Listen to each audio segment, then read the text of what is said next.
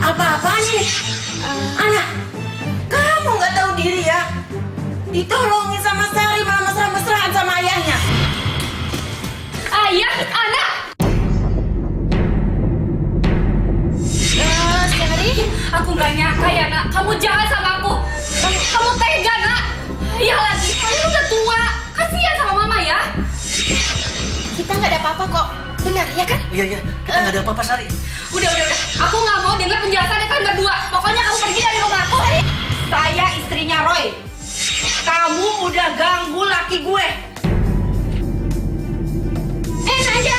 Iya, ayo. Dasar cewek.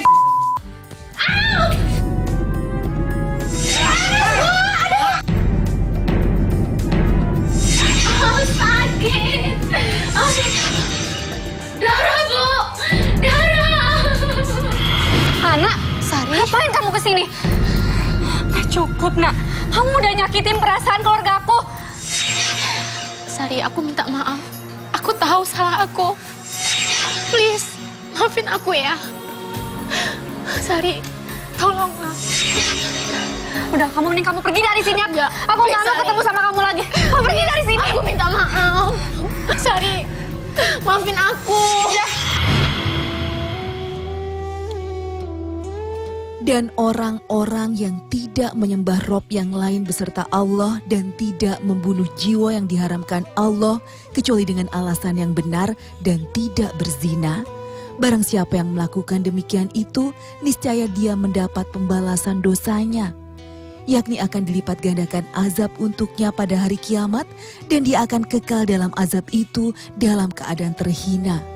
Kecuali orang-orang yang bertaubat, beriman dan mengerjakan amal soleh. Maka itu kejahatan mereka diganti Allah dengan kebajikan. Dan adalah Allah Maha Pengampun lagi Maha Penyayang. Quran Surat Al-Furqan ayat 68-70.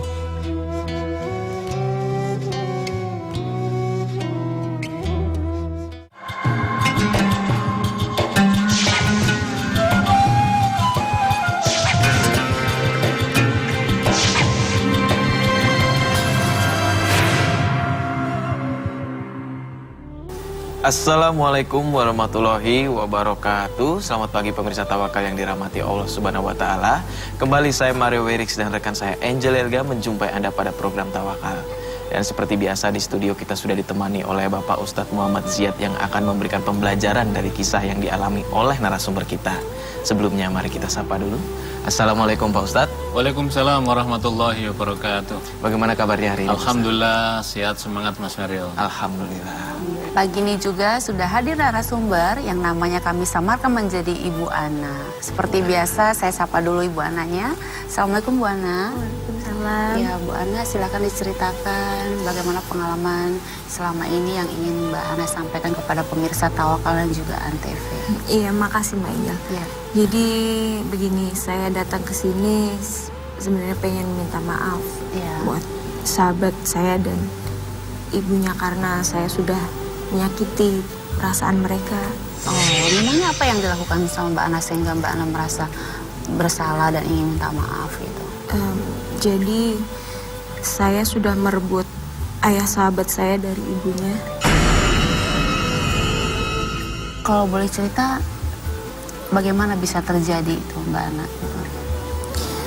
Jadi awalnya saya memang sebelumnya memang sebagai wanita penghibur dan saya juga gila harta.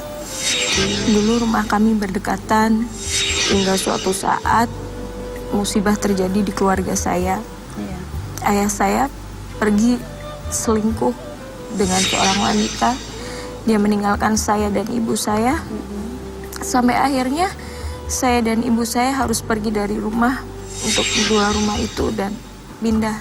Kami tidak punya apa-apa dan saya bekerja sebagai wanita penghibur untuk menghidupi keluarga saya. Tapi ibu saya tidak setuju dan ibu saya sakit jantung dan akhirnya ibu saya meninggal.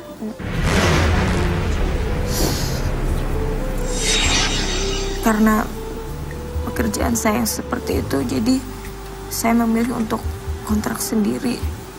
Dan pada saat saya sedang meratapi nasib, saya terserempet mobil dan ternyata itu adalah mobil Sari, sahabat saya.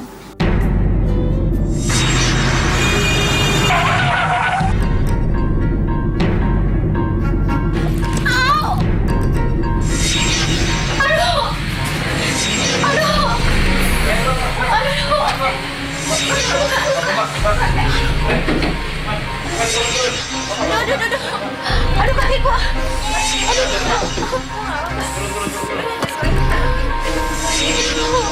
Aduh, sakit banget. Iya, saya bakal kamu dong. Kaki saya sakit banget. Mbak, nggak apa-apa kan, Mbak?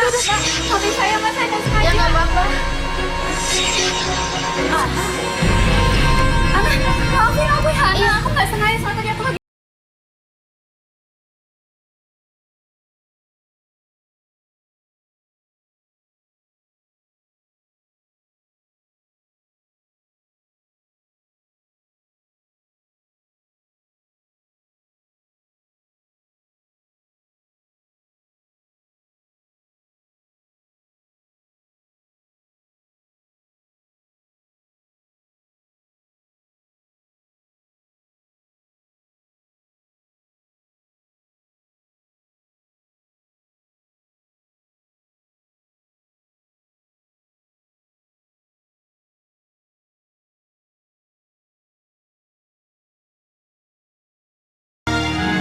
Oh iya.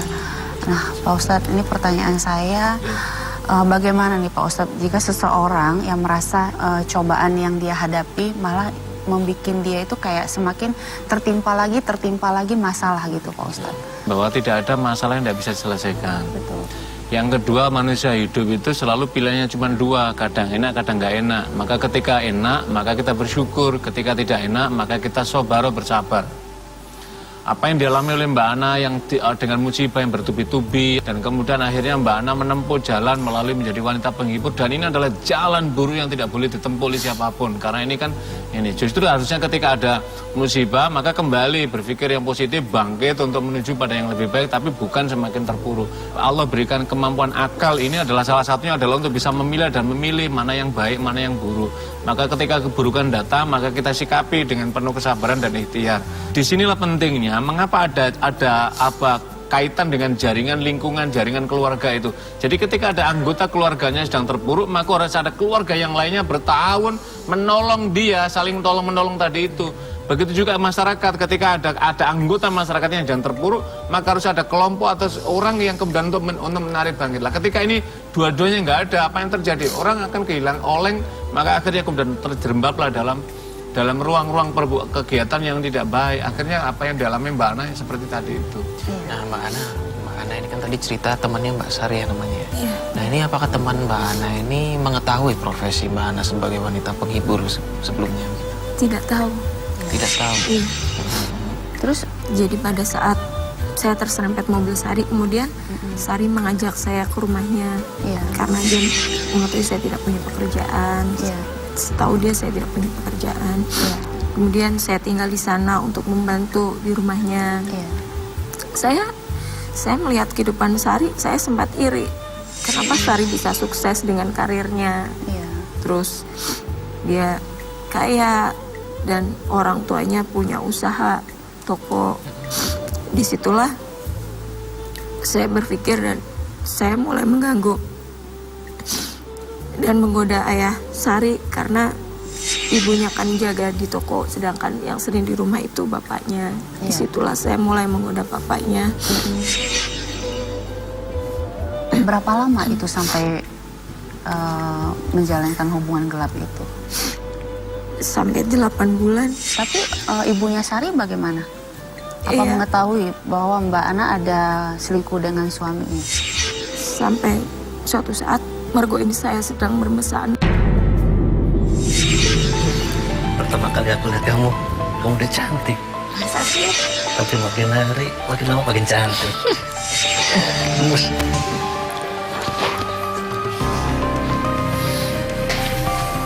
Ayah,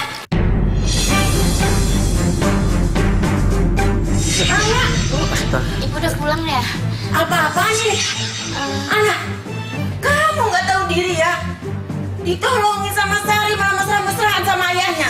Bukan gitu, Bu. Aku sama ayah nggak ada apa-apa kok. Ya kan? Anak, mau kemana kamu?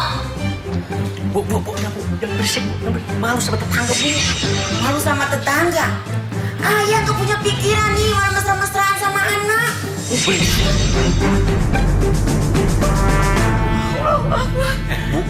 Astagfirullahaladzim, ayah. Bu, pokoknya Ibu jangan sampai kasih tahu Sari. Jangan sampai Sari tahu hubungan saya dengan anak.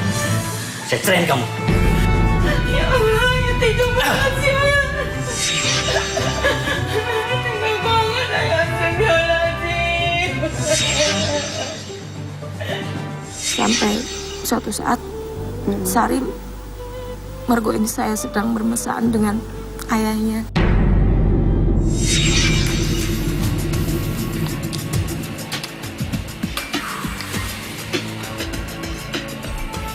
Nah,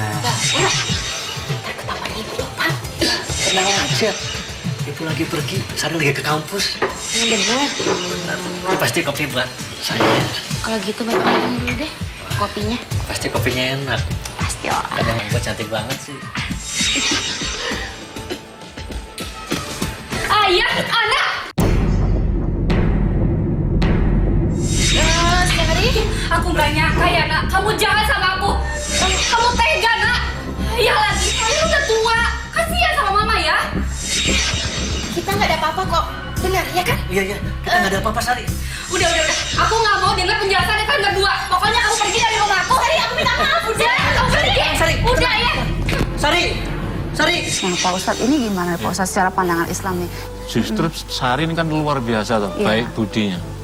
Melihat temennya, Ana sedang terperosok dalam kesulitan, maka dia tolong dia. Iya.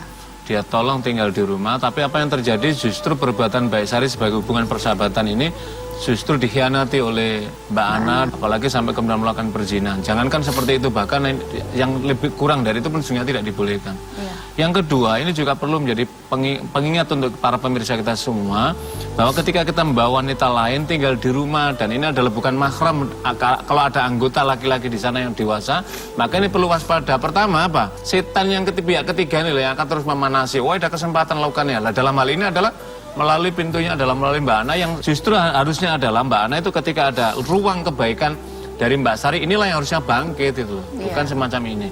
Lah apa yang terjadi? Imbalannya apa? Karena Mbak Ana melakukan pengkhianatan pada Sari, ya Sari akan mengusir karena apa? Melampaui batas dalam pandangan Sari. Kan luar biasa. Makanya Al-Qur'an wala taqrabuz zina innahu kana fahisha wa sa'a sabila. Jangan kau mendekati perbuatan zina, karena perbuatan zina adalah fahisha, perbuatan keji, wasa sabila, dan seburuk-buruk jalan. Ini udah buruk jalan ini, jadi jangan dilaluinya. Akibatnya apa? Ya pasti terlempar orang yang melakukan semacam itu. Mbak Ana ini sekarang hubungan dengan Mbak Sari bagaimana, dan juga Mbak Ana sekarang tuh tinggalnya di mana setelah udah diusir oleh Mbak Sari?